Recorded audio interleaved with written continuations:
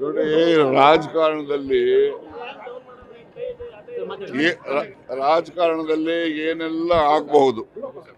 ರಾಜಕಾರಣ ಅಂತಕ್ಕಂಥದ್ದು ನಿಂತ ನೀರಲ್ಲ, ಅದನ್ನು ಹರಿತಕ್ಕಂಥ ನೀರು.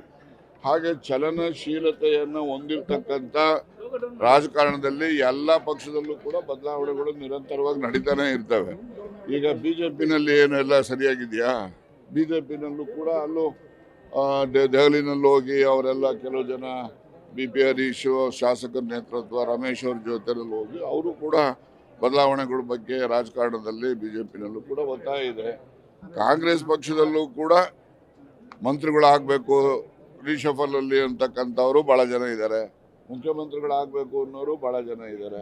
ಆದರೆ ಈ ಗೊಂದಲವನ್ನು ಆದಷ್ಟು ಜಾಗ್ರತೆ ನಮ್ಮ ಕಾಂಗ್ರೆಸ್ ಪಕ್ಷದ ಹೈಕಮಾಂಡು ಅದನ್ನು ನಿವಾರಣೆ ಮಾಡಬೇಕು. ಇಲ್ಲ ಅಂತ ಹೇಳಿದ್ರೆ ಈ ರೀತಿಯ ಒಂದು ಪರಿಸ್ಥಿತಿ ಏನಿದೆ, ಈ ಪರಿಸ್ಥಿತಿಯಿಂದ ರಾಜ್ಯದ ಆಡಳಿತದ ಮೇಲೆ ದುಷ್ಪರಿಣಾಮ ಆಗ್ತದೆ ಅಂತಕ್ಕಂಥದ್ದು ನನ್ನ ಮನವಿ. ನೋಡ್ರಿ, CLP-ನಲ್ಲಿ ವೋಟಿಂಗ್ ನಡೆದಿದೆ. ವೋಟಿಂಗ್ ನಡೆದು CLP ಲೀಡರ್ ಎಲೆಕ್ಟ್ ಆಗಿರೋದು.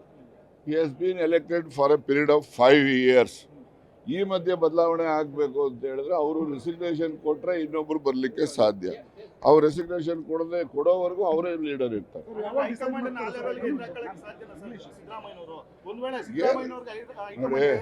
ನೋಡಿ, don't be misled the public. ಸಿದ್ದರಾಮಯ್ಯನವ್ರು 100 ಸರಿ ಹೇಳಿದ್ದಾರೆ, whatever directions comes from the high command I am abide by that ಅಂತ ಹೇಳಿದ್ದಾರೆ.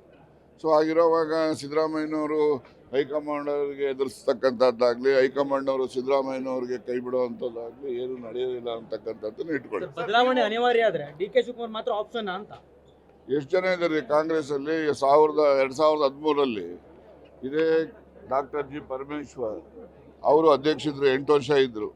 ಅವ್ರ ಕಾಲದಲ್ಲೂ ಸರ್ಕಾರ ಬಂತಲ್ಲ, ಅವರು ಅಧಿಕಾರಕ್ಕೆ ತಂದ್ರಲ್ಲ, ಅವ್ರನ್ನೂ ಕೂಡ ಪರಿಗಣಿಸ್ಬೇಕಲ್ಲ. ದಲಿತರು ಅಂತಕ್ಕಂಥದ್ದು ಒಂದೇ ಕಾರಣದಿಂದ ಪರಿಗಣಿಸ್ಬೇಕು ಅಂತ ಅಲ್ಲ. 2013 ಕಾಂಗ್ರೆಸ್ ಪಕ್ಷವನ್ನು ಅಧಿಕಾರಕ್ಕೆ ತರ್ತಕ್ಕಂಥದ್ದಕ್ಕೆ ಅವರ ಒಂದು ದೊಡ್ಡ ಶ್ರಮ ಇದೆ. ಅಂದರೆ ಒಬ್ಬರಿಂದಲೇ ಅಧಿಕಾರಕ್ಕೆ ಬಂತು ಅಂತಕ್ಕಂಥದ್ದು ನಾನು ಒಪ್ಪೋದಿಲ್ಲ.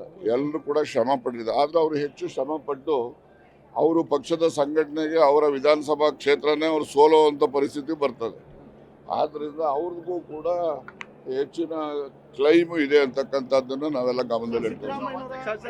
Okay, thank you.